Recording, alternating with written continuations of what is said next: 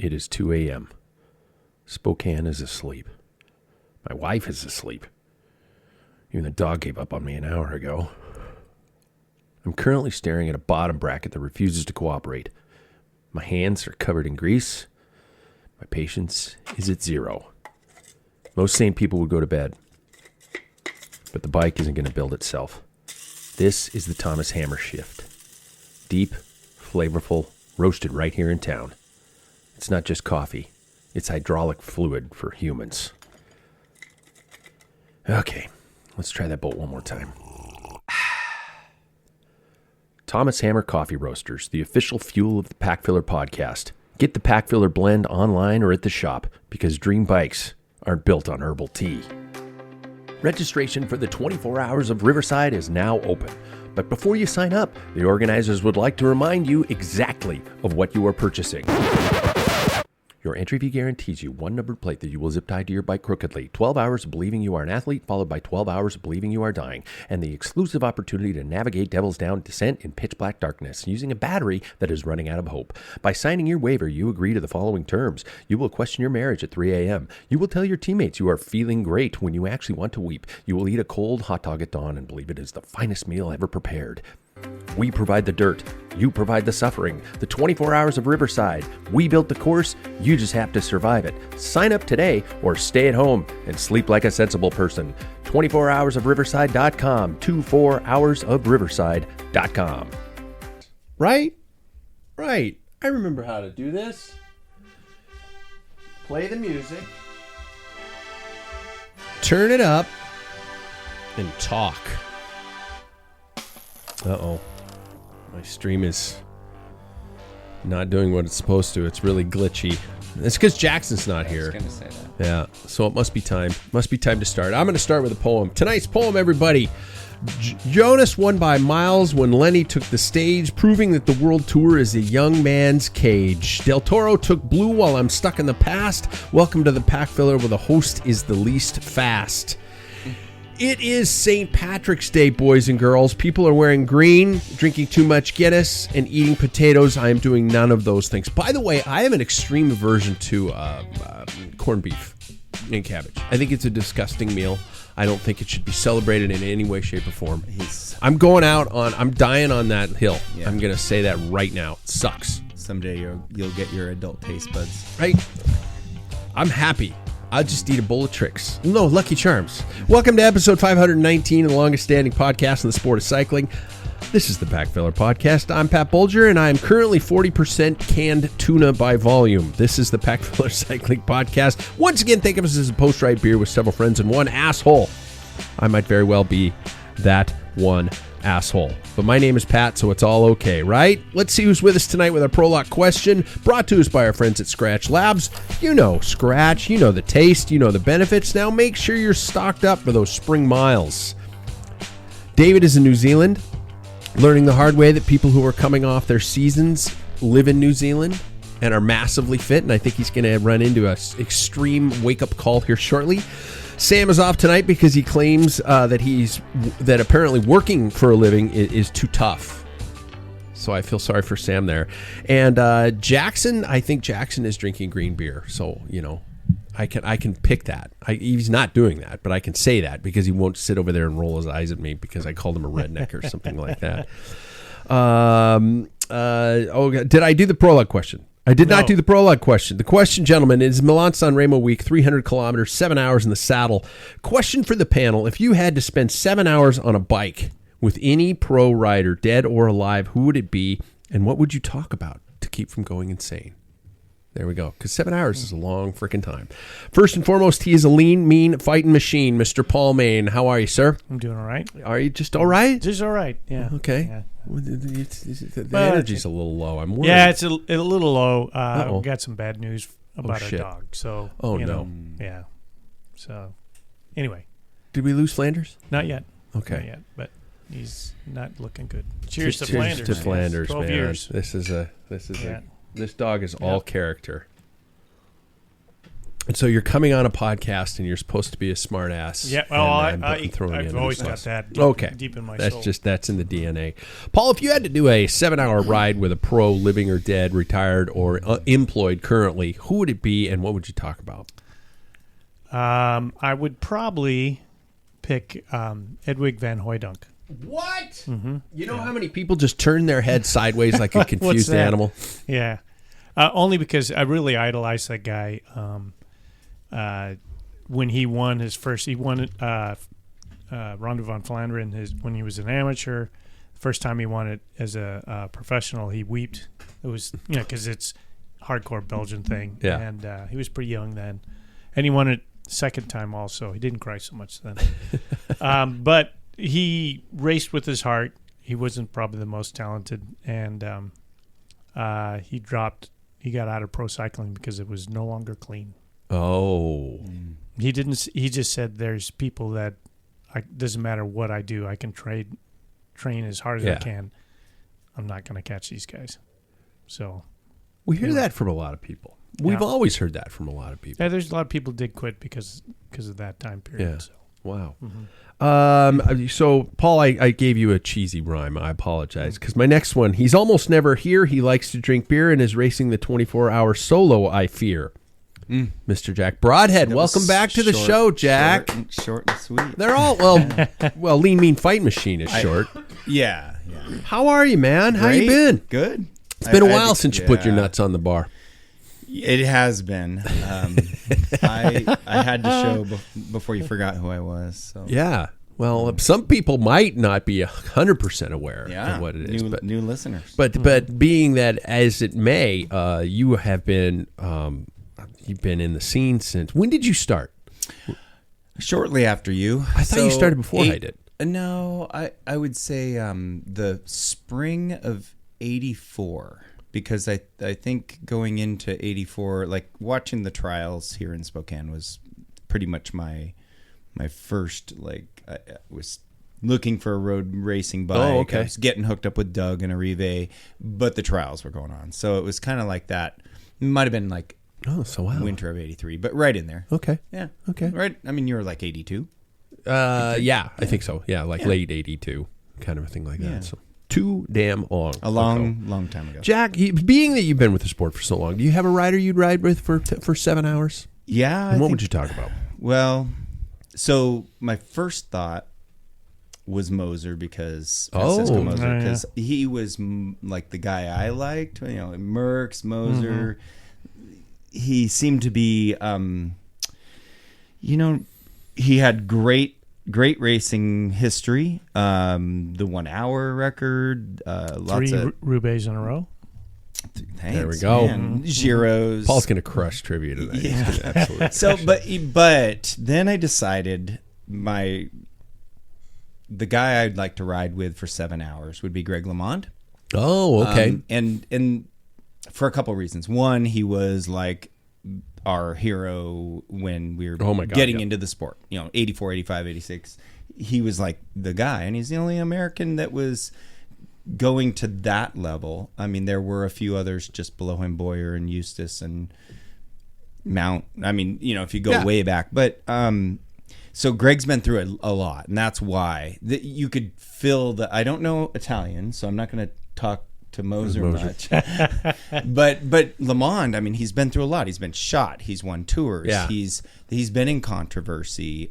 He has current controversy with Lance. Voldemort. Yeah. So there's so much to talk about, so much history. He's an amazing junior world champion. So he you could. And I don't think he's really bashful on retelling the story. No, he's the guy who'd be cool telling it all again. Over and over. Yeah, he can talk. But that would be, I mean, you could almost say the same about Lance because he has been through a whole shit ton. It'd be an interesting story, but I think Greg's is a little more pure. Oh, yeah, literally and figuratively. Yes. Me, I'm 10 pounds down. I want to lie down. Welcome to my playground. I am Pat Bulger, and I would definitely ride with my first hero, who is 100% Sean Kelly. I know it sounds cliche, but I would ride with Sean. And first of all of his stories, because there's pretty much every race that he had his hands in and won at some point in time. And second of all, I would ride along and count how many times he either says 13 or 30. 30. Yeah. Well, he always finds a way to fit the number 13 or 30 into his commentary when he's on. And so it's always like Torty. I thought you'd pick an O. What? I thought you'd pick Bernardino. I would pick Bernardino, but I think he'd probably yell at me. I almost picked Duclos Sal. Oh, there's a good choice. That somebody would yell at you also. Yeah. There is. Well, gentlemen, as with all shows, we like to start with the inquiring into the cycling life status. Paul, first and foremost, how's your cycling life, man? We're going to get to you, Jack, and I'm going to demand some riding out of you. Let's see here. I can't remember. Did I ride Saturday? No.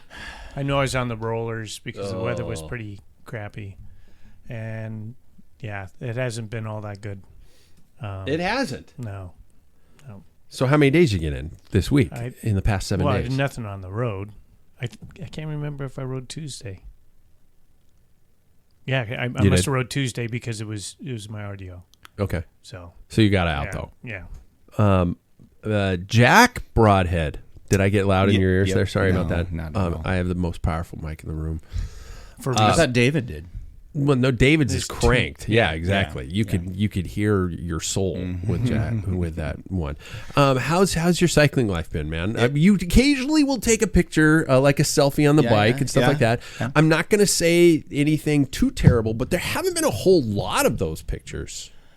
Well, it's winter, so I'm getting a outdoor ride once a month outdoors. But I have been riding 5 days a week indoors. What? Yeah, well, this is my program last year too. It's to just sit on the bike.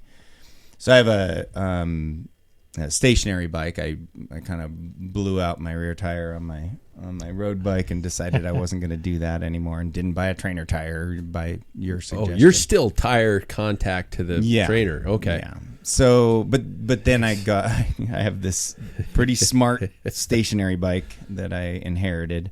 So about a half hour, 20 to 40 minutes, depending upon what I'm doing while I'm, it's not like I'm doing a workout, but 5 days a week. Okay. Usually the 5, Monday through Friday, and then the weekend is whatever the weekend is. So. Are you going to be able to come and play with us at all this year?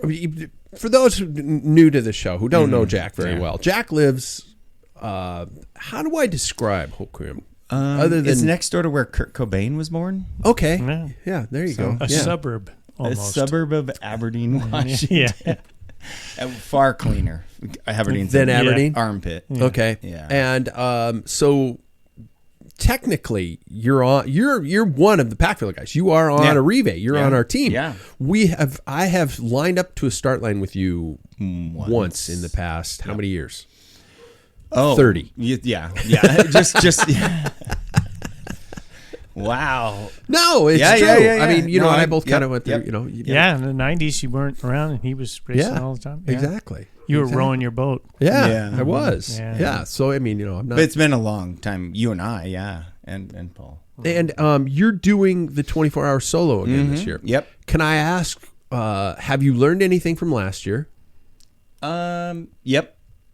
You want to know? Yeah. No, okay. I don't. Let's leave it at that. So last year I had this thought that I was going to ride through the night. Yeah. And the first lap in the dark, I realized I didn't have the lighting apparatus to safely ride through the night. So I just parked it after the first lap in the dark. Woke up to a moose. Listen to him blading his lights. Oh, yeah, the moose. Woke up to a moose walking through my campground. I hit the road about 7. And so this year, instead of pretending, I'm either going to get better lighting apparatus or I'm going to pull Roger's program and go home for the night and show up at 7 fresh and relaxed. And no sleeping. I slept on a cot thinking I was going to get up. I even changed into a fresh kit so that I could go back out, and I just went to sleep. So how many laps does anybody get at night? Some people are like straight through. Continual. I know, but how many laps in that time? Fastest laps are usually, depending on the course, fastest laps during the day are usually about 48 minutes, I think, something like that. And so it obviously slows down as fatigue wears in. And darkness, you got to go darkness slower. wears in. Yeah. So you'd be giving up probably about 4 laps, maybe 5. Yeah. Maybe, yeah. For a night's sleep. Mm-hmm. Yeah.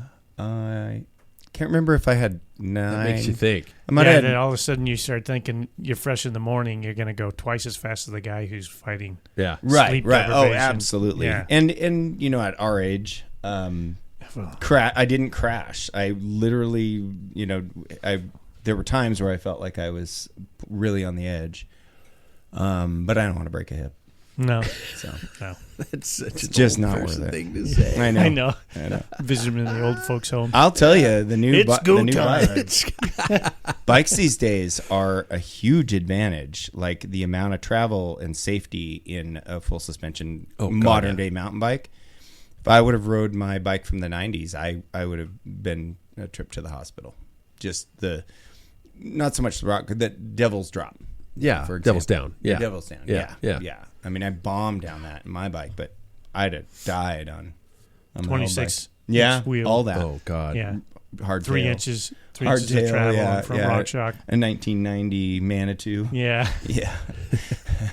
With Haven't changed out anything. No. cow horns on the end. Yeah. Yep. I Yep. miss Some those. control. Yeah, I do miss those though. Yeah. I miss that extra hand part. I don't like the wide bars these days. They're you way can't get too in wide. between Yeah. trees. Yeah, they're Like way you got to wider. turn sideways They used to to be. get between trees. Yeah, Yeah, it's Turn crazy. sideways. Me, my training is definitely up and down. Last week I hit a wall of fatigue. And I've told you guys that I'm doing this AI coaching thing, and Paul, I could just tell by his face expression.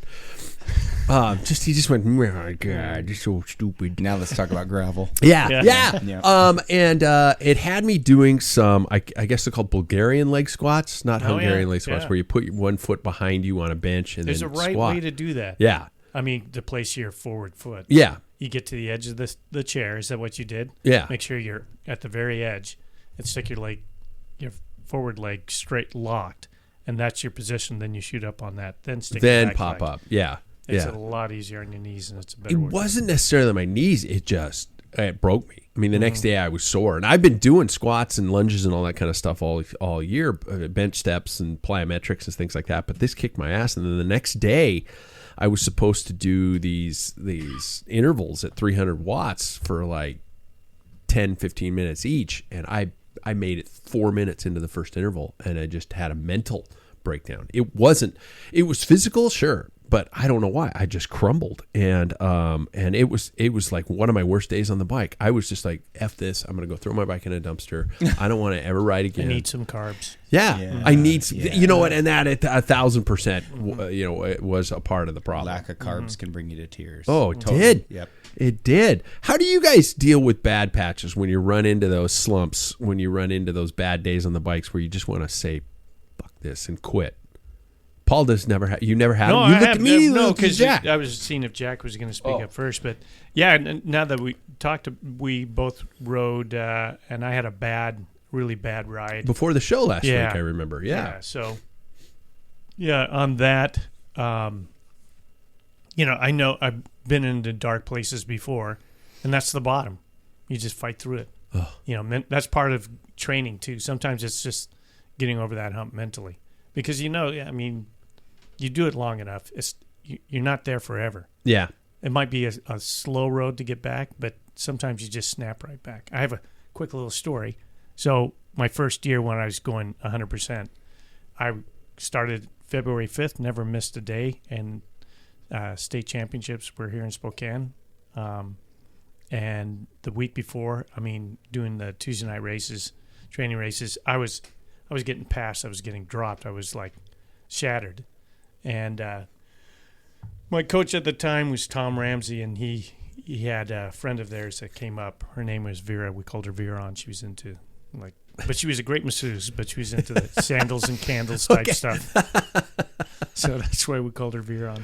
So Veron, I was just like, I was getting frustrated. And so anyway, Tom asked Viron, what do you think he should do? And she said, stay off the bike for 4 days. I said, well, in 5 days is the state championship. I'm not going to do that.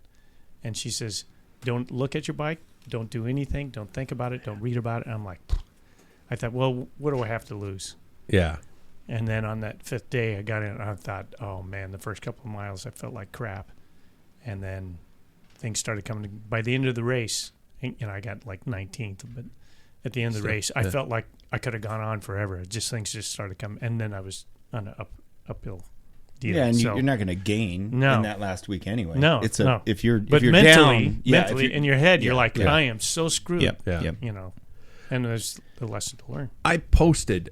Actually, I entered this data after my ride, how I was hitting a mental wall. And okay, you guys can make fun of it all you freaking want, but this AI algorithm actually said, Pat, step away from the bike. Don't look at it for at least 36 hours. Bombay doors. Yeah. It said all this kind of stuff, and it's like, get away, don't talk, don't look at it, don't even think about it. And then it gave me all these reasonings, and at the end of it, it said, and I'm not exaggerating, it said, could you do me a favor? Could you let me know that you're off the bike and you're okay?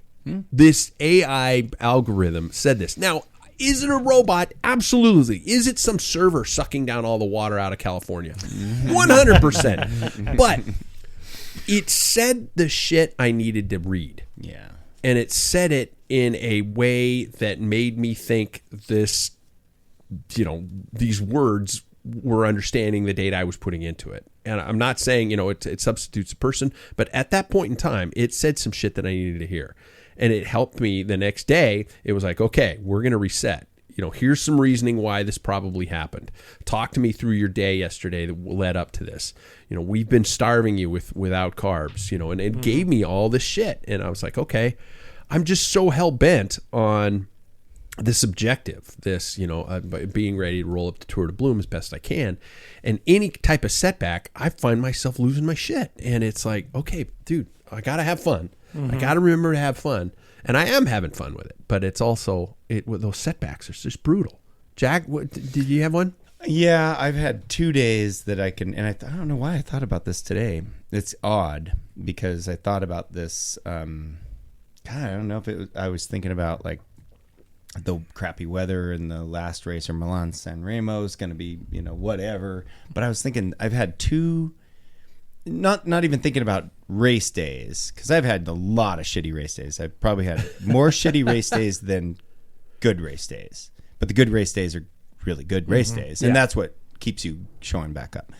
But the two memorable can't make it home days, and not because of a flat. You walked for like 13 miles or something, and got a ride home from your dad's office. Yeah. I went to a random house and got my mom to pick me up when I was like... Is that the time you peed your pants? No, I made it home that day. Okay. That was pretty cool, though. Yeah, I was going to say. I didn't even think about that one. That was awesome. Cool. Yeah. No, I was like, 15, maybe. I might have been 14. But we did that, out to Hauser Lake, out to Newman. Round both lakes. Yeah. Round both lakes and back. And I was about 14, and it was pouring down rain, almost hail. That March ride? Yeah. And no one was around me. I was so far off the back. I had to stop at some random house on Upriver Drive. It happened to be my best friend growing up's grandparents' house. And you didn't know that? Nope. I could have been dead. I could have been gone, in somebody's basement. Slave. Come in. I have some candy in the oven. Yeah, so there was that, and there was also when I was like, I don't know, 19 or 20. Looks like the old lady from Weapons. Yeah. She breaks a stick, and you're running around with your arms on your side. Wow. Sorry, reference. I know, and I did also get picked up by Todd Starnes one time because I was out riding in this really, really awful weather. And you're trying, where you got to be, and you're afraid not to be there, kind of what you were saying. Yeah. And so you're doing stupid shit. And on a trainer, I don't know that that's necessarily stupid. You can get off. Yeah, you can go upstairs and have a espresso. Yeah. When you're 20 miles from home or 10 miles from home and you're broken, because you're pressure and all that. Those are the 2 bad days. I think I was like in Renton trying to make it back to Seattle on that one, and I just make a phone call and say, hey, I can't even turn my pedals over anymore. And I don't know why. There were so many rides like that where I would actually still pedal home, though. I would it never even crossed my mind to call someone. I think I was so cold that I couldn't turn. I was probably whimpering. Do you think it has to do with the fact that we don't have phones in our back pockets? Then we'd be not. We probably would have. Yeah. No, I think I've only had one to prolong this kind of discussion. No, yeah. It was first year racing on a team, and again, it was Tom that was our coach, and it must have been like in February, maybe first part of March. And the team rolled out from Spokane to ride Centennial Trail. It's flat, following the Spokane River to Coeur d'Alene and back. And it started off at like 38 degrees. And we had a team of about 20. Most of them were women on the team. And by the time we got to Coeur d'Alene, it started pissing down rain and cold. It's like getting 34. And it's just where it pelts you, where it's hurting and stinging. And you're a long way from home. We're halfway. We have to go back. And the thing is first of all, we're all like rookie beginning riders, so our gear was not fit for that. Yeah. And not only that, back then we really didn't have anything, to prevent from getting that cold, other than wool, plastic jacket. Yeah, exactly, all that crap. Yeah, those clear plastic ones that we got into and pooled our money, and we found a laundromat in Coeur d'Alene, and threw our clothes, whatever we had outer level, in a dryer, and because it was like sand and stuff on the road, so a lot of that sand was inside that barrel. I was so freaking cold, I was like shivering, and they had like those vending machines where you slot and you pull out, the old vending machines. And I got a Snicker, and I crawled in one of the dryers that just people pulled the clothes out, and I shut the door and I sat there and ate that inside the barrel. This is dryer. Insane. You could have got the bus back. Well, a lot of people called because there's payphones back then. Yeah. And so a lot of people called, and I started this, that was my mindset. My God. And then we got to the state line, and everybody says, I can't do it. Yeah. I mean, the 10 that was left out of, I think we had 25. Yeah. Can't do They it. just Everybody, pulled the come on, cord. and, you can ride with me. Nope, I'm going to do this. And then it started freezing rain. And I remember, and it was a headwind because it was coming from the west, and I'm heading west. And I looked down at my spokes, and I'm like, that's weird. I had ice developing on my spokes. God. I get into town, and I'm like shaking, and I cross on Mission Avenue by the Spokane Community College. There's these railroad tracks that go on an angle, and there's a big slush puddle. And I hit that track, and I went head first, right into the slush puddle. I was covered in grease and grime, and I thought, I'm not going to make it back. And I didn't know anybody. Yeah. But I knew this girl that worked at Taco Time downtown. So my hands are frozen. I go in. I said, Jamae, I need a call, but I need you to call because I can't even dial. I need to go in and warm my hands up. That's why your hands are fucked up. Well, they were fucked up before that. So anyway, she calls and she's on. Do you want a Coke? God, no. Yeah. And so she goes, I'm going to get you some hot water and see if I can find But something. dump the fryer basket on my face. Put my hands in that tater tots. I'll take them hot. So, and then I was picked up. And then I remember going in the shower with my clothes on. And just, it felt like even on medium, it's just horrible, like, it's like you're being boiled. Yeah. And why do we do that? Why do we get to that point? Like, for example, that crash. That was young and stupid. Yeah. Well, that crash I took, God, was it last summer or the summer before? I was thinking to myself, in my head at the moment, I was like going, no, you don't have to call anybody. I can get on the bike and ride home. We're fine. Let's just keep going. I mean, there's blood on the concrete. It's dripping off of me. And I'm like, no, we're good. Why does that mentality stick in? I can think of more rides where I have bonked to another dimension. Where all I can do is think about the pedals going around. And I would never call anybody. And I would come home and I would just be like, oh my God, I made it. That effing bikepacking trip. Coming back from that bikepacking trip, I have never been that close. I was in heat exhaustion for sure. And I was approaching heat stroke. Did I call anybody? I had a phone in my pocket. No, I kept riding. Why do we do that? Am I the only one that does that? No. Well, that's the nature of the sport. Because Jackson, for example, a smart kid.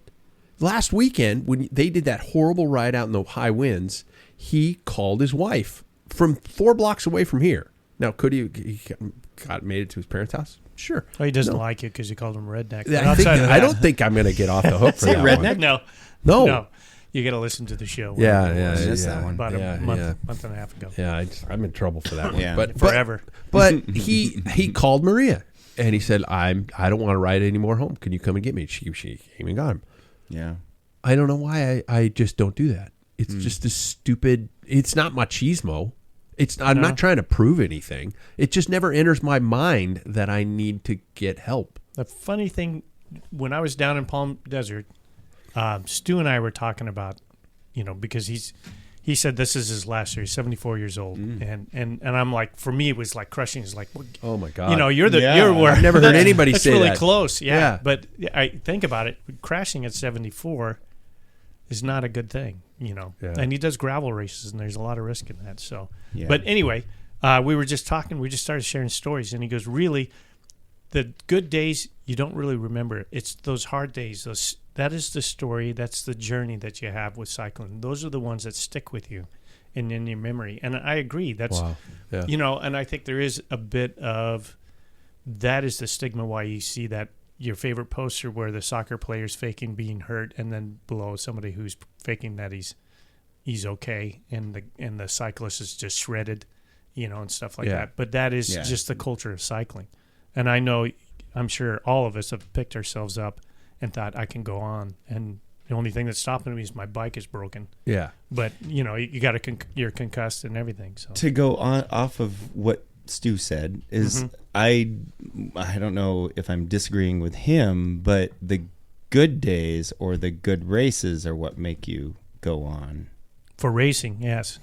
But that's the goal. But the bad days are the stories. The bad days are the stories. But I'm telling you, I have hundreds of bad races that I can't remember. That I don't dwell on. These are the suffering races. Yeah, they're the ones that you're not just suffering races that are beautiful to me. The suffering, So you say you finish.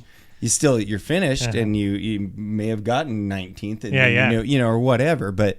So that is a reason to go on, but the good days are why we tolerate the bad days. Is my mentality, I guess. Well, I think it was. I'm sure it was Bob Roll. He said somebody was interviewing about cycling, and he's talking about how hard it is training, and you're out in the cold and everything like that. And they said, he said 3% of the time you are on top of your game and you win your races and stuff. Yeah. And the other 97%, you're just suffering like a dog. And they said, why do you do it? He said, for the 3%. Yeah. And actually, there's some of those, some of my best feelings aren't a win or a top 3 or anything. It's how badass that race was. Maybe the weather turned. Maybe the group shrunk down to 10 guys, and I was part of that. And I might have got 10th or whatever. But it's that the feeling of this is badass, not so much the win. You know what I mean? Yeah. And of course not hitting the ground. Yeah. The bad days, or getting dropped. Yeah. Plenty of those too. That's the story that actually we're sharing is more of those things of punching through the rugged times and completing and still showing up. Yeah. Exactly. Yeah. Okay. Not so much of being totally destroyed, but yeah. So these young punks with their phones calling and going home early. It's a new game nowadays. It is. See, we were punished by not having phones. Yeah. It's because we were told to come back when the lights come on. Yeah. We did 10 hours, 12 hours of mayhem. Yeah.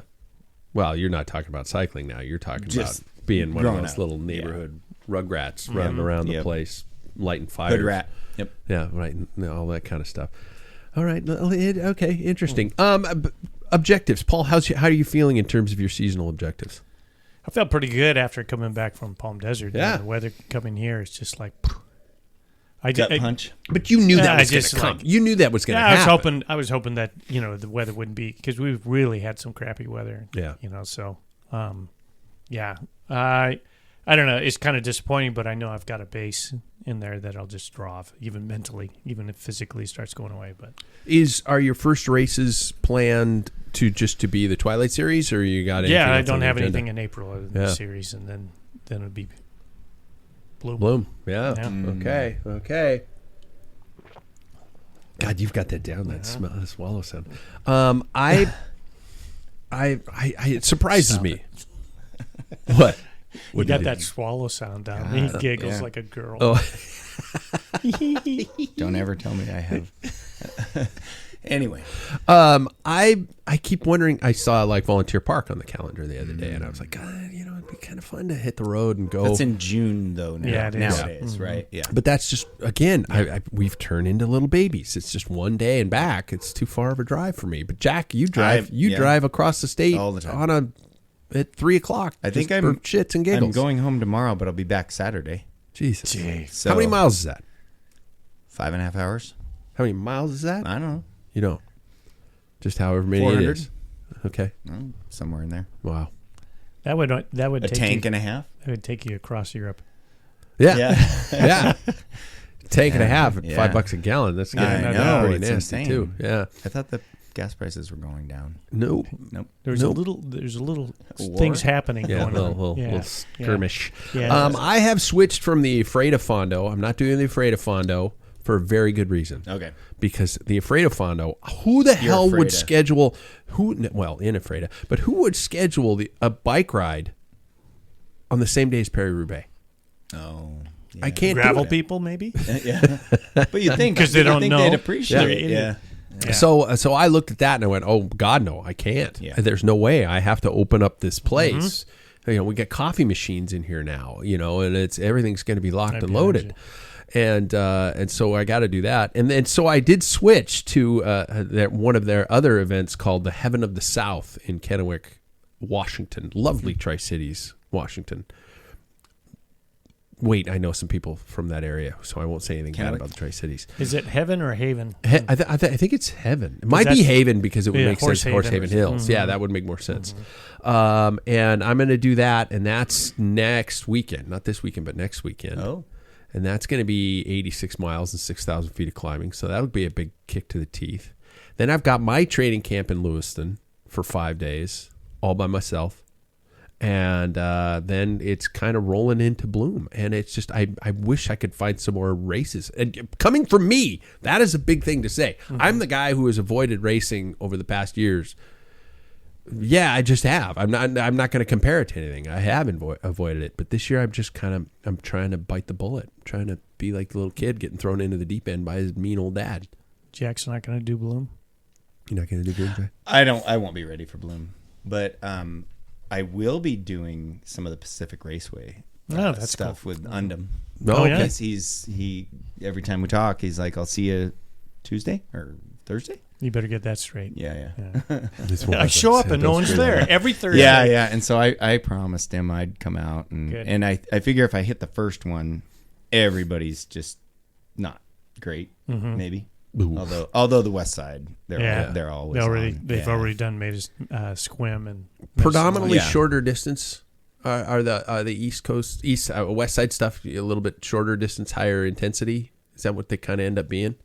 No, they're the training race stuff. That's on the course. It's similar to out here. So it's like a crit area, except it's got a slight hill. I mean, that's the only thing. It's a bigger course. With when do they hill. do Seward? It starts after that, like 3 weeks or a month the afterwards. One I would do. Yeah, and I could go do that too. Mm-hmm. That might be Thursday. Mm-hmm. Maybe Wednesday. Thursday. I think it's Thursday. Yeah.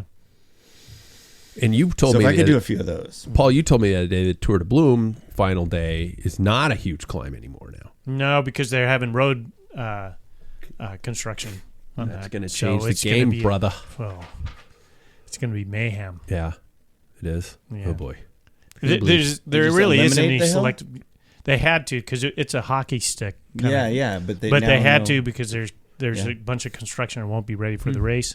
So it'll be it's pretty much a flat race. There's some rollers and a hairpin about halfway. There isn't too many places where there's selection. So, yeah, it's going to be fast. Okay, there we go. There's our own agendas. I wish we had more, but we don't. No gravel. Race they were thinking about having gravel on the second day, and they cut that out. People. Yeah, too many people didn't want. Those little roadie purists. A gravel stage or a gravel climb or it's just gravel farm roads like what we'd have out here. So I don't know how big of a section that would have been. And that's Squirrel Chuck? What's that? Is that Squirrel Chuck out there? I'm not sure. Okay. Out on the plains? Yeah. Flat rollers? Right there at outside of Waterville. Okay. Yeah. Okay, there we go. Let's shift gears. Let's get to the news brought to us by our friends at Thomas Hammer Coffee Roasting Company. Roasted here, but available everywhere. Stay tuned for the Packfiller blend, you guys, coming to so soon. Support the show, drink the good stuff. Friends don't let friends drink shit coffee. I have several stories, and I'm trying to take them to an angle of an old generation versus new generation interpretation. Bender upstairs apparently really has a problem with the old generation. Yeah, he's not liking it. Yeah. My wife apparently doesn't want to shut the dog up. I don't think she hears it. No, I really don't. Yeah. She tunes into it all day, so I think she just tunes it out. And so I become the person coming into the room going, shut the fuck up! And she yells at me going, why are you yelling? Because the dog won't shut up. See? I don't even know what that was. Oh, okay. Oh, he dropped a ball. Yeah, there we go. First story, you guys. In case you haven't been paying attention, the Race to the Sun concluded this past Sunday. A dominant overall victory by Jonas Vingegaard. Secured the jersey after a long-range attack early in the week. Controlled the race to finish in Nice. 4:23 was the margin over Danny Martinez, marking one of the largest winning margins in the race's modern history. So I guess my question is, are we seeing a new Jonas Vingegaard? Are we going to see something that might be different from what we've seen in years past? Are you telling me there's a chance? He's not hurt. Yeah, exactly. I mean, he hasn't crashed yet. Yeah. Well, he did on a train ride. But that was, but not like the major crashes that held him back. Yeah. So I'm now he is unfortunately slotted in against what we can probably all arguably call one of the greatest riders of all time, and he will very likely be entered into the books as such. Mm-hmm. Is there a situation that we could see something freakish happening, or that is assuming both riders stay upright for the next couple months? I think there's a potential. I think that Visma has to have their team. It takes more than just. Yeah. Toddy could almost do it on his own. It seems like. But he's not going to have Del Toro. Because Del Toro is going to have. I think Del Toro's in the Tour. Is he? I think he's going to blow off France. I thought he was going to like the Vuelta. I could be wrong, but that's what I saw a little snippet of today. And if that's it, then there's always that. The only chance he has is Tade seems to be doing more and more and more, and if he finds his too much, if he wins this weekend, Milano San Remo, if he wins Paris-Roubaix, there's going to be a point where his body's going to could say no. It hasn't shown much except in the Tour. Yeah. It's the only. But he's only got 16 races on his calendar compared to in the past. And time is a cruel mistress. At some point in time, it does catch up, but I don't see it happening. But he is younger than Jonas. But all it takes is everybody thought, the Colombian guy that crashed into a bus. See, this is what happened when you have old people on there. Oh, boy. Ineos. Yeah. Oh, shit. Ah! What's his fucking name? Some people are yelling at their devices right now. Yeah, we all see his name. Egan Bernal. Yeah, thank you. Jesus. I probably could have looked on the list. But, everybody thought this kid's going to go, because he was, and even one-day stage races, too, he was always a factor, and Lombardia and Strada, all that. They're like, he's going to be winning the next 5, but you don't know. No. All it takes is one little oops. Yeah, unfortunately. Mm-hmm. And speaking of youth, over in Italy, Race of the Two Seas, Tirreno Adriatico ended with 22-year-old Itzhak Del Toro securing the blue after winning the Queen stage and basically untouchable for the remainder of the time being. My question is about this 22-year-old kid, and this is for the old panel. In our day, a 22-year-old rider was fetching bottles, riding in the wind, getting yelled at by the team patron, and not racing a Grand Tour until he or she were 3 years into their professional career. Now they're winning World Tour stage races. Why don't we see young riders paying their dues, quote unquote, as we used to in the old days? I think that's not a totally, I think as a general rule, it's a true statement. But Laurent Fignon, I'll throw it in there. He was 22 when he won. When he won his first tour. Yeah. But he probably started at 19 under Guimard's tutelage and didn't ride his first 2 or 3 tours because Guimard was always that way. I couldn't answer that. I don't know. But I remember that he was younger than anybody thought. This is so young, but he had so much talent. And I think that's, according to Isaac Totoro, he said that he has no problems. He has a lot to learn. He made that statement, so you got to give the kid credit. He's just like, his little proteges. Yeah. So. Well, and I think a lot of the guys, they, like you said, they weren't given a choice. Yeah. So even if we had a Tade back in the day at 22, 21, 20 years old, you wouldn't know it. You wouldn't know it till the guard started to slow. Yeah. Is there a patron of this peloton? Would you say there's any of that ruling iron fist over other riders that we used to see for so long? Has that disappeared? I mean, because it just seems like these little shits are just going, fuck you, I'm going whenever I want, and it's become more chaotic and more animated from the word go. Is it those days are over? I think as a general rule, it sounds like it when you hear even the old guys before, the Duclos LaSalle, like I said, he was El Patron or Bernardino or whoever it was in the past, that type of rider is no longer there. Yeah. That was some of the reason why Voldemar came back in, because he just looked at it. No one knew what to do. He's like, I could slap these guys around. Because that's what his role was. He told people you don't get to do that. Yeah. I think you only see that with the leader. So Tade crashes, Jonas slows it down, vice versa, things like that. But it's beyond that. It's not like you have the old guy that that traditional pack leader. Mm-hmm. The respect, no matter what team you're on. Yep. Okay. Final story of course brings us to Milan-San Remo, and there has been Merck's advice being offered out there. I don't know if you guys heard this one. First monument, obviously Milan-San Remo, takes place this Saturday. All eyes are on Tadej Pogačar and Mathieu van der Poel.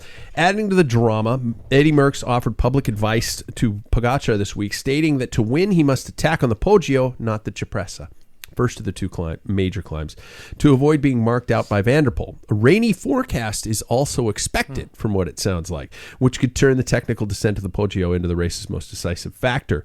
So the three questions I have lined up here. Merckx telling Pogačar to race based on feel and timing. Do modern riders with earpieces and stem-mounted computers possess that instinct, do you think, that these old guys have, or is it just kind of a ear-based algorithm doing what the computers generated say in the team cars behind them, or do we see something different from guys like Tadej? Do you think he could, we know he has the numbers, but is this going to be by feel, or is this going to be a completely executed plan? I think they have a general plan. I don't think anything in cycling you can just draw it up and it's going to go to plan, but I think there is quite a few riders that say, they talk about the earpieces, you don't really get to hear all that much. There's a delay, so it's not like you can get some information on splits and road, like furniture that's coming up. That's the vital stuff. It's not like go now. Yeah, they'll say whatever, because it's that delay. It's too late at that point in time. So they can report in what happens behind them or what the breakaway's doing or something. And then I hear quite a few. I think majority of the riders don't even put their watts on their computer. They don't anymore. Yeah, some do. Some they use that 100%, but a lot of them say no. That's they remove it from the screen because the race is a race, and you got to do what you got to do. So.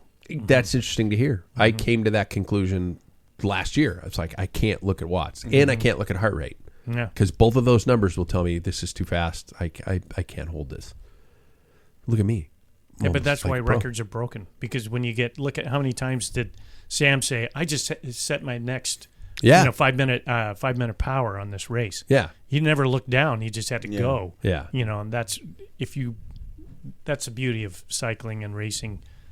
If you go, fly at the seat of your pants as opposed to being so mechanical and data-driven. Well, and speaking of flying by the seat of your pants, with this, if the Poggio is a wet descent this year, we know that bikes are able to brake quicker with modern technology, and they're able to handle these types of things. And as I mentioned at the onset, Sean Kelly is one of the fastest descenders of that climb that I remember in recent years. Although Matej Mohoric used an actual dropper post and won his Milan-San Remo that way.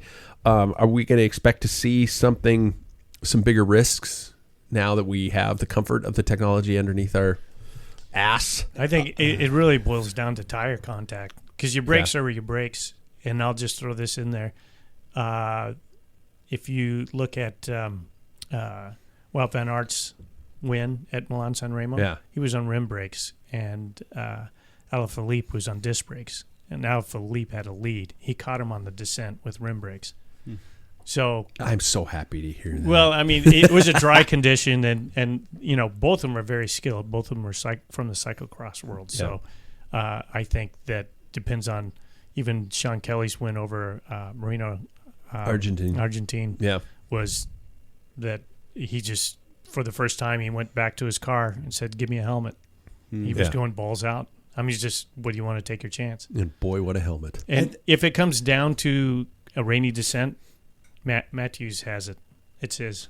That guy can handle bike like no other. There's nobody's going to. That is a very good point. Tade's hit the pavement on some descents. Mm-hmm. That's a great point with Matthews' handling skills. Yeah. Are I think rim unrivaled. brakes too, for as less braking that there's a easier feathering with rim brakes. I mean, where you're like, oh, I'm not going to make this corner. Mm-hmm. But I have noticed with my disc brakes, the lockup is real. Like, it's really bad. It's not a situation you want to be in a bike race. No. But you can hit later. You can grab. You can hit later. But once you've locked up, you're done. You're done. There's no coming back from that. And the rim brakes just don't lock up nearly as. And I don't know if it's just my. But you really have to know. My feel isn't maybe as good with disc brakes. I just all of a sudden I go from 0 to 100%. Yeah. So with the race happening, and our gesture sheets in front of us, now comes the time when we get to pick 3 for the men and the women in the race.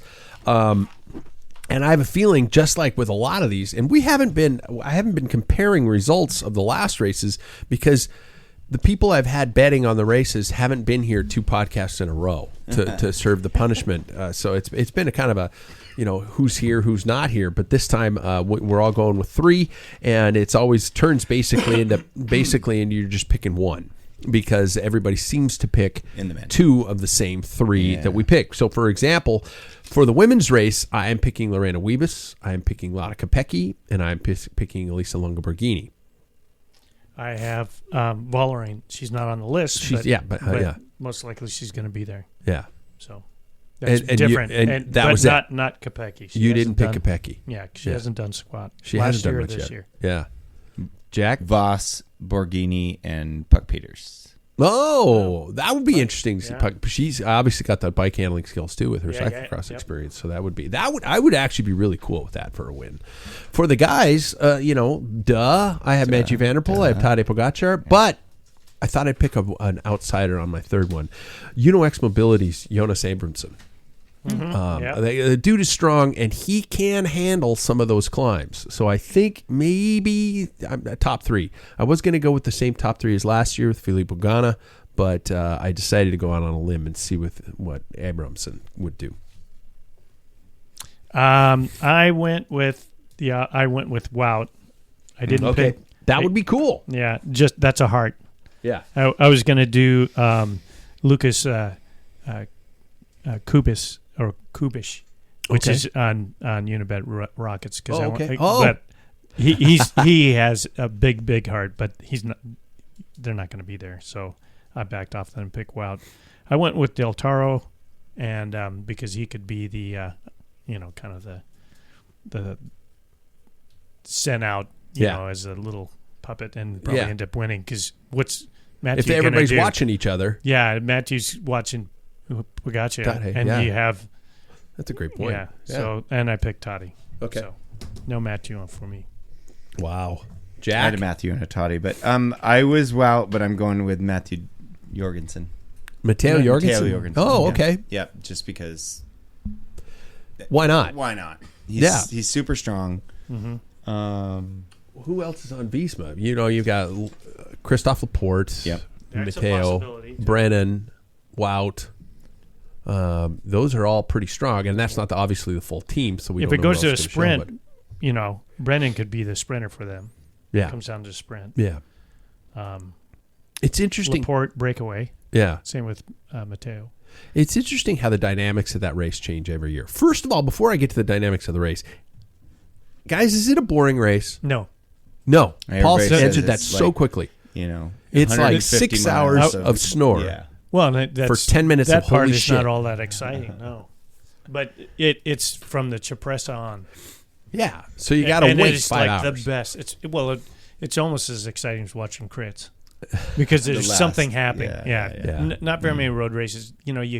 Even Flanders, which I like, and Paris-Roubaix is just a different beast altogether. Yeah, but this one is just like when you have sprinters winning in the past, you have climbers, you have stage racers. The dynamic has changed like crazy. You cannot pin it down.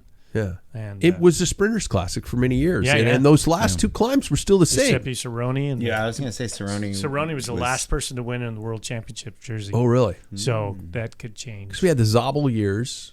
Oscar Freire won it, didn't he? 3 times. Yeah. Merckx 7. Cavendish won it once. Mm-hmm. So, I mean, there was a Sprinters era through there. Eric Zabel. Yeah. 4 times. Yeah. And, yeah.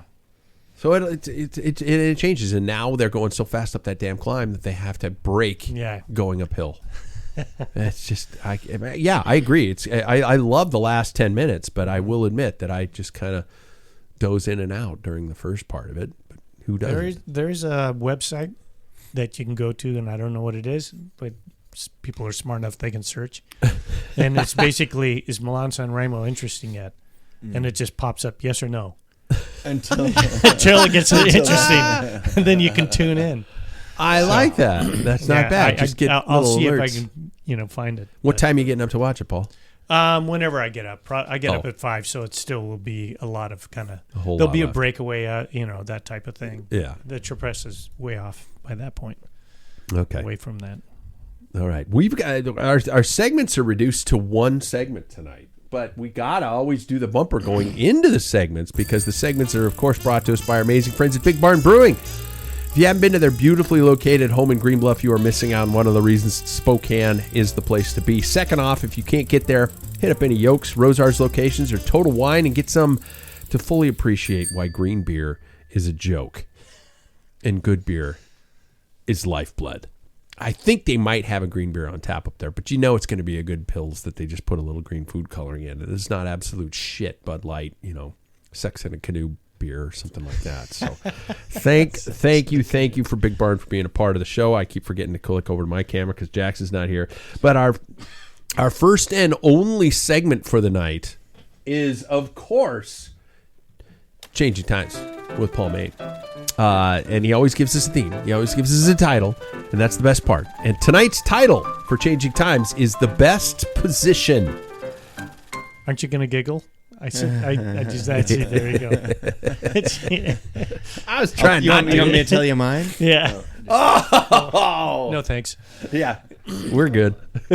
No, I was sitting here thinking about, and we're talking to your son. Where were we at? See, this is how bad I'm getting. Uh-oh. But we're just talking about Bloom and everything, and about the race, and it's interesting when coming, I knew we're old guys here, so I kind of picked this topic, and I know you guys will all have something to say about this. But when I first started racing, it was, as a Cat 4, I was strong enough I can get myself into a position. And especially towards the end of the season, I would never worry, there's a gap, and I knew exactly I could close it. You move up a category, and it's like, shit, this isn't really working out all that well. And then when you start doing when you get into the 2 races and stuff and team tactics, position is everything. Yeah. And I see so many people. Well, I flash back at the 1990 Washington Trust Classic that was filmed, and our buddy Brent Soderbergh did one. Yeah. What's it? Birds and Beans. Bikes, Birds, and Beans. Yeah. Yeah. So on his channel, he has that race, and I forget. There's pictures of that 6-corner crit where you see the lead going through, and there's guys who don't even see the front end of that race, and going around the corner. And there's a couple of times where I see teammates or people that I know are really strong on races recently, where they're like on a crit lining up, they're like way back. And Hi, Sam. But that was something that, I don't know about you guys, but when I learned right off the bat in a crit, I'd fight and sneak. Oh yeah, there was whatever you did, and if there's a call up, as soon as that spot's open, that's the time for me to be a jerk. I am not going to get stuck behind, because all it takes is one person to miss a clip in, and you're screwed, and you're chasing, and you're burning matches. And even for me, for crits that worked out, I not being somebody who can like tail gun on crits, I had to be in the top half at least at first. I had to keep my position in the top half of that pack, and then at the halfway point for me is when people start slowing, things start settling, because everybody's got all this energy, and then I need to stay in the top quarter of that race for me to do anything. But to start in the back. Oh yeah, it's terrible. And even on road races when they're narrow, like at Bloom with Waterville, we had so many problems. I was in the middle, and some guy in the middle of the road race overlapped a wheel going up a hill, and we just got jammed up. Really? Then the gaps just happened. And so I think position is underrated. A lot of people don't realize how important. If you're racing, you really my best success is when I'm held my position. So, and it seems like in a lot of situations that is something that has to be learned, because as you say, when you start off in some of those younger categories, or not younger, just lower categories, you're relying heavily upon strength, just either natural ability or the fact that you're coming into this with a background from another sport or something like that, and you have that natural ability to kind of power away. Whereas as you get older, or not older, faster, so does everybody else, and that learning curve just disappears. And if you don't take advantage of it, I think I have forgotten a lot of that stuff too. I can sometimes brain fart in a situation, and the next thing you know, you're like, holy shit, I'm 15 guys back. Or I remember a treetop classic once where I was just suffering in the field, thinking I was the road race. The road race, just cruising along. And at one point, I looked behind me, and I was like, holy shit. I'm the back of the Everybody's gone. Everybody's gone. Yeah. I mean, we lost 2/3 of our field just through attrition. And I was like, where did everybody go? And holy shit, I moved up from there, because if somebody gaps, your day's over. I think what you're saying is completely true in the lower categories. There is a big difference in abilities. Like you notice, this guy came from cross country running, and he is going to be a 3, going to be a 2 in no time. Yeah. And then there's the people who will terminally be at Cat 4-5 forever, and it's all in the same pack. When you get to the 1s, 2s, you're all within that 2% percentage. The gains. Yeah. And marginal gains. Is where that is, and that's where this positioning comes in. Yeah. But so with crits at that level, I mean, in the lower categories, the reason to be in the position is to not get crashed out by the people that don't know how to ride their bike. Sure. But in the in the elites, you are in that. I always said, the first 20 minutes is the race. If you're not in the front, you're not going to be in the race anymore. Like you'll be literally pulled. Yeah. If you're in the front, if you're in the top quarter, then the race, once that 20 minutes of intensity is over, then it becomes a lot more strategic. But the first 20 minutes is like full gas. And if you're gapped, you're just, looking for a reason to quit at that point. So. Yeah. And that's at those elite levels, because at a lower level, you've got just somebody attacks, everybody chases, they sit up. Somebody attacks, everybody chases, they sit up. That kind of a mentality. And from what I remember, the road races are even like that anymore. They just kind of become either attritional or there's not a whole lot of that tactical element. And I think with age group racing, now that we're all in that tends to kind of play in. Tactical game kind of slowly starts to leach away, I notice, because you've got people who are an age group, not necessarily a skill set. And I'm not picking on people new to the sport. I'm just saying that it becomes this go hard, go hard, go hard, go soft. Go hard, go hard, go hard, sit up. Go hard, go hard, go hard, wait for the climb, kind of a thing like that.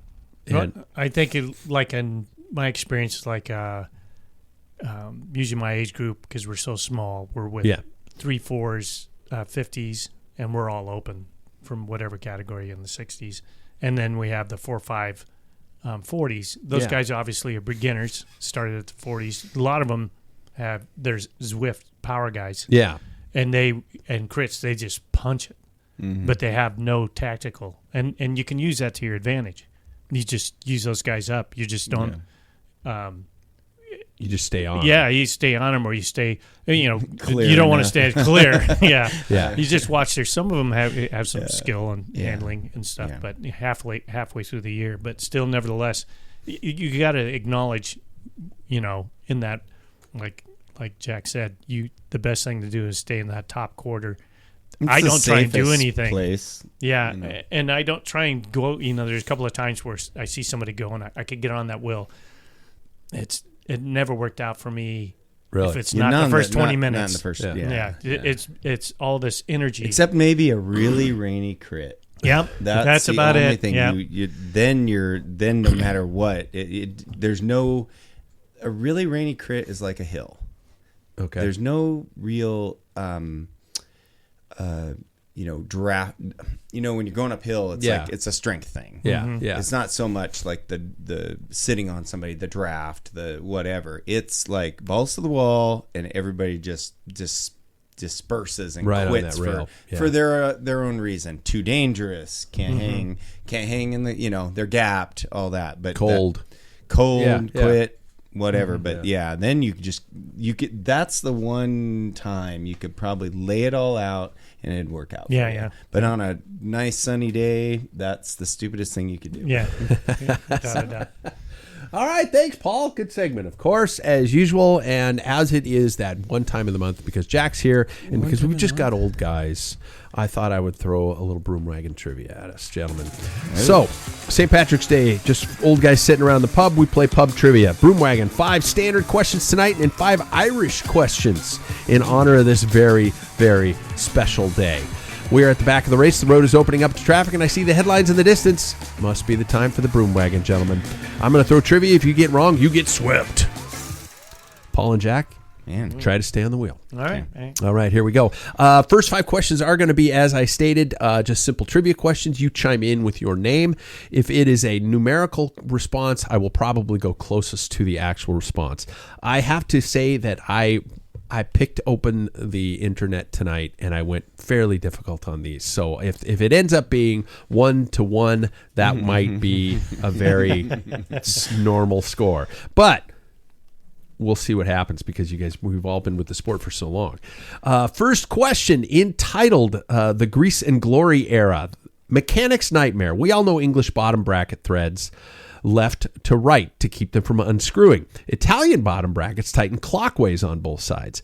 But if you were tapping a fresh shell, what is the exact thread, pitch, and diameter designation of an Italian bottom bracket? 35 by 1. Nope, he didn't chime in with his name, but Paul. He said 35 by 1. Jack, you got something you want to go with it? Nope. Okay, the answer here says for an English bottom bracket. English is You said one. Italian. One Did I point- say you said Italian? Yep. Oh, Italian. English is 1.37 by 25. I think It's 1.37 by 24. I'm giving Paul 24. that number. Yeah. You're right. Italian was 36 millimeters by 36 by 24. 24. Yeah. There we go. So Paul draws first blood. Next question. The beautiful anchor. Campagnolo's iconic Delta brakes were gorgeous, but mechanically infuriating. To adjust the internal cable wedge. Jack. Yes. Oh, you can't finish it, can you? No. So there's a nut. You got to pull the cover plate and then squeeze the caliper, and there's a nut and bolt. What Okay. size? A 5 millimeter. Okay. Anyway, pull the cable You through. couldn't use a standard multi-tool. You just answered. You can't answer it now. You're done. You're dead. You're dead in the water, dude. You needed a highly specific, easily lost Allen wrench. What is the exact millimeter size of that wrench? It is a 2.5, I believe. I was gonna say 4.5. So close. It is a 3.5. 3.5. 3.5. Wait, as soon as you said that, there's some weird 0.5 shit. Yeah. It's like you got to I have had it just I for should. that. I would have thought because the 2.5 you can't torque that much, and on a brake cable yeah, you you really got to torque it. I had 2 sets of deltas too. So Did you? I had one set and it got stolen out of my car. I had a Pugliese. Oh yeah. Yeah, but the joke's on him Yeah, because Jesus they didn't Christ. stop. Yeah, they didn't work. God, no, yeah. They look good. Probably some methed out guy, probably, too, Yeah. trying to go down a hill. It's like, Well, you can hit a bus. Yeah, Yeah. game over. Exactly. Next off, the indexing era. Shimano changed the world in 1990 when they integrated the shifter into the brake lever. What was the exact official 4-digit alphanumeric model number that the first generation Shimano Dura Ace STI group set? Paul, Yeah. I think it's 8,400. I think. No. Nope. Well, I already said. Yeah, it. it's a Jack. You want to try? Dang it. I'll go 5,500. It is the Dura Ace 7400. Yeah, I was off by The one. ST See, 7400. I'm missing each by one number. Yep. Yeah. These are all 7,400. mechanic questions that. Well, it's the grease. It's the grease and glory era. Jesus. The golden acronym number 4, the legendary Tout Mavic group set. Trout, was the peak of French componentry. What exactly did the letters SSC stand for on the iconic Mavic SSC rims? Jack. Super special component. Super special component. I can't guess. It is Special Service Course. Service course. Service Course. I knew Special was. I told you these were hard. Special has to be part of it. I think this one might be able to be achieved by you guys. And it's before we go into the really hard Irish questions. the really good.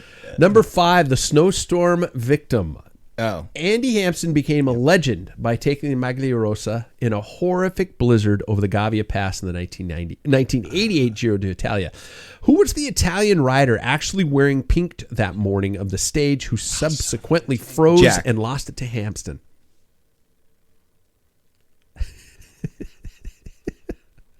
Gatorade jersey. No. Nope. Anyway, Giovanni Battini. Nope. No. I can't remember. I think it was a Chateau d'Eau jersey, Yeah. by the way. Blackish. Black with orange and white. And it was Franco Ciocoli. Oh. Joke. Ciocoli? Yeah. Ciocoli. Hey! The Emerald Isle. We are switching gears. Current score at halfway is Paul with 1 and Jack with 1. I have 0. I mean, 0. Yeah, exactly. Thank you, Jack. Yeah. In honor of St. Patrick's Day, we're finishing with Irish cycling history. And no, the answers are not just Sean Kelly or Stefan Roche. Number 6, the true pioneer. Before the golden era of the 1980s, an Irish trailblazer became the first English-speaking rider to ever win a stage in all 3 Grand Tours, and the first Irishman to wear the yellow jersey in the Tour de France back in 1963. Name him. I need dismount here because he would get it. Yeah, he would. He's I probably have no clue. These are hard. These are really hard. Jack. Sir. It is Shea Elliott. Shea Elliott. Nope. Never guess. Question number 7. Martin Earley was the third man of Irish cycling, winning stages in the Giro, Tour, and Vuelta in the 80s and 90s. After retiring from PDM and Fagor, he became the physical therapist and famously went on to world tours, serving as the personal physio for what massive British pop boy band? Martin Earley was the physio for a very popular British pop band. British pop boy band. And I watch a lot of British television. There's a lot of reference to this group. Oh, God. Hang on. There's 5 of them. Should I give you a hint? They are no longer around. No. And their former lead singer just recently hosted Saturday Night Live. Oh, God, I like him. I can't think of the name. Time is Up is an audio podcast. Is One Direction. One Direction. Oh, yeah. Mm-hmm. All right. Dan Martin, who rode for Ireland and is Stephen Roche's nephew, won the 2013 Monument Liège-Bastogne-Liège by attacking Joaquim Rodriguez in the final kilometer. He was famously chased down the road during that winning move by a fan wearing a specific full-body animal costume. It is a panda. Paul got that right. Wow. He knew it was a panda costume. Wow. I never would have got that one. Number 9, 2 questions to go. Nepo Baby Marathon. Stephen Roche's son, Nicolas Roche, was an absolute workhorse in the peloton. He holds the all-time record for the most Grand Tour starts of any Irish Tour, Grand Tour Irish rider in history. Exactly how many Grand Tours did Nicolas line up for during his career? Jack. I will give you the closest number. Yes. 12. Paul, you got a number? 17. Paul wins, but it is 24 Grand Tours. He finished 22 of them. Wow. That's damn impressive. Uh-huh. That is damn impressive. He was on a lot of teams. Yeah, he was. I think he finished with AG Desert, didn't he not? I think he might have. He was with BMC for a while. He was, yeah. A lot of teams. Mm-hmm. Final question. The Iron Man of the Ross. The legendary Irish amateur race, the Ross... Teleton. You guys might not get this one. No. In 1958 by a Kerry bricklayer. During the race, he rode for 4 days with a broken collarbone, supposedly drank fresh cow's blood to ward off anemia, and stole a farmer's heavy steel bicycle mid-stage to finish after his own frame snapped. I knew you were going to get this. I just wanted to actually say who was the rider's name that drank cow's blood, stole a bike. Is it Murphy? Sir. It is Mick Murphy. Paul gets the point. Is it Murphy? It is Mick Murphy, also known as the Iron Man of Kerry. You fuck. You picked the one I did not know. But yes, I know that. I picked a stupid Irish name. Narrows it down.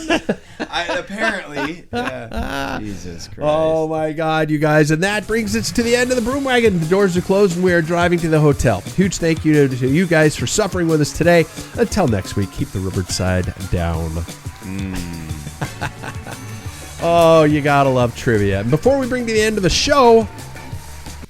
I got to stop that because it brings us to the end of the longest standing cycling podcast ever.